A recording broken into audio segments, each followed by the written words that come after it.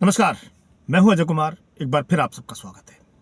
Iran के सर्वोच्च नेता अयातुल्ला खमेनी की मौत के बाद दुनिया के कई देशों में बड़े पैमाने पर विरोध प्रदर्शन किए गए हैं।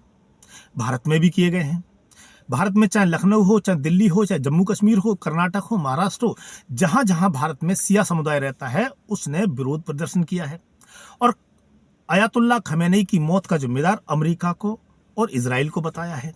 अमेरिका के राष्ट्रपति और इजराइल के प्रधानमंत्री बेंजामिन नेतन्याहू को बताया है।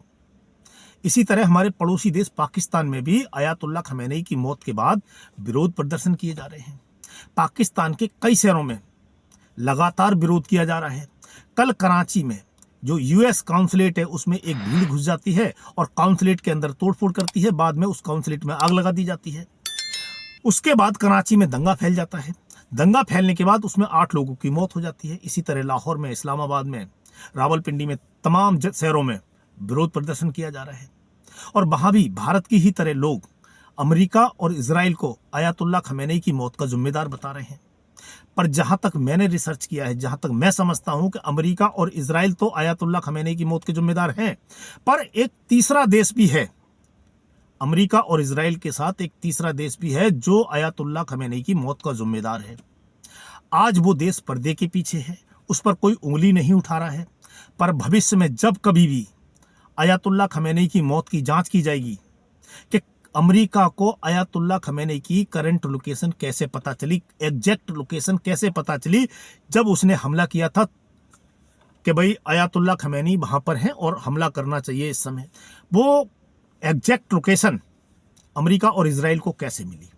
आप याद कीजिए कि 3 जनवरी 2020 को आईआरजीसी के जो कुदस फोर्स है उसके प्रमुख जनरल थे कासिम सुलेमानी, उनकी ईरान के बगदाद अंतर्राष्ट्रीय हवाई अड्डे के बाहर एक ड्रोन से मिसाइल हमला कर मौत के घाट उतार दिया गया था। जब कासिम सुलेमानी एयरपोर्ट से अपने काफिले के साथ बाहर निकले तब एक ड्रोन से सटीक मिसाइल हमला किया गया था उनकी कार पर, बाकी कारों पर नहीं, उनकी कार पर सटीक हमला किया गया था जिस कार में कासिम सुलेमानी बैठे थे और कासिम सुलेमानी को मौत के घाट उतार दिया गया था।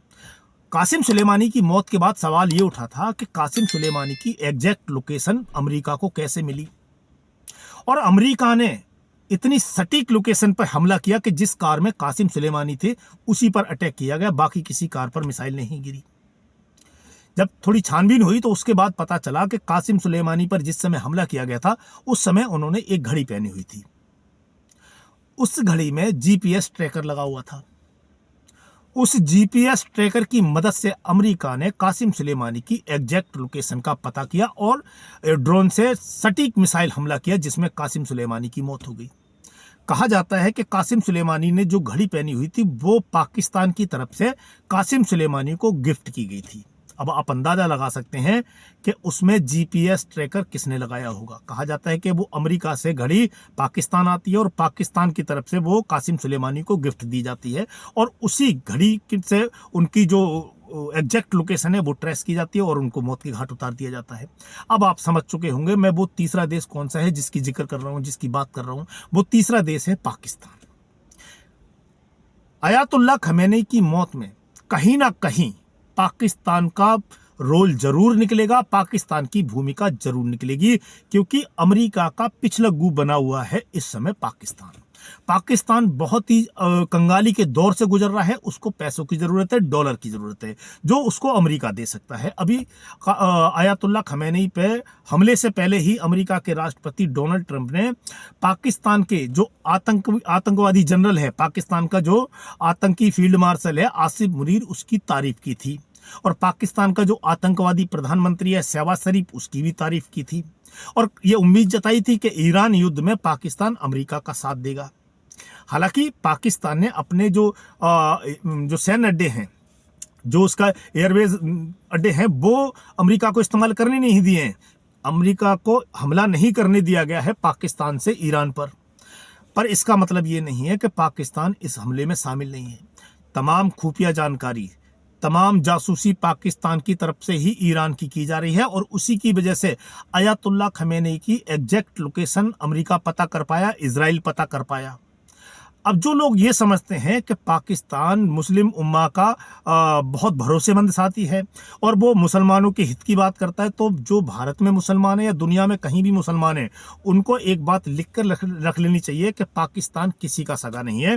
पाकिस्तान को सिर्फ पैसे से मतलब है, वो पैसे के लिए कुछ भी कर सकता है। अब आप देखिए, पाकिस्तान की सऊदी अरब के साथ डिफेंस डील है, जिसमें सऊदी अरब पर हमला पाकिस्तान पर हमला माना जाएगा और पाकिस्तान पर हमला सऊदी अरब पर हमला माना जाएगा और दोनों देश मिलकर हमले का जवाब देंगे। अब ईरान सऊदी अरब पर हमला कर रहा है तो पाकिस्तान चुपचाप देख रहा है, क्योंकि पूरी दुनिया के या फिर मुस्लिम उम्मा को उसने ये भी दिखाना है कि वो ईरान के साथ है। ईरान के जो सर्वोच्च नेता अयातुल्ला खमेनी की मौत हुई है, उसका पाकिस्तान को भी बड़ा दुख है। दूसरी तरफ उसने डील सऊदी अरब से की है कि सऊदी अरब पर हमला पाकिस्तान पर हमला माना जाएगा। अब जब सऊदी अरब पर हमला ईरान ने कर दिया है तो पाकिस्तान चुप क्यों है? तो पाकिस्तान एक तरह से इजराइल, अमेरिका और सऊदी अरब के खेमे में बैठा है। दूसरी तरफ से दिखावे के लिए वो ईरान में जो अयतुल्ला खमेनी की मौत हुई है उसका विरोध कर रहा है। तो पाकिस्तान पर भरोसा करना दुनिया की सबसे बड़ी गलती है। पाकिस्तान किसी के भरोसे के लायक नहीं है, ना भारत के, ना अफगानिस्तान के और ना ईरान के। ना वो सऊदी अरब का सगा है, ना वो अमेरिका का सगा है, ना वो चाइना का सगा है। वो किसी का सगा नहीं है। पाकिस्तान का जो आर्मी चीफ है आसिफ मुनीर, वो भी ऐसा ही है। पाकिस्तान का जो प्रधानमंत्री है शहबाज शरीफ, वो भी ऐसा ही है। ये चंद डॉलर के लिए अपना ईमान बेचने वाले नेता हैं और चंद डॉलर के लिए ये कुछ भी कर सकते हैं।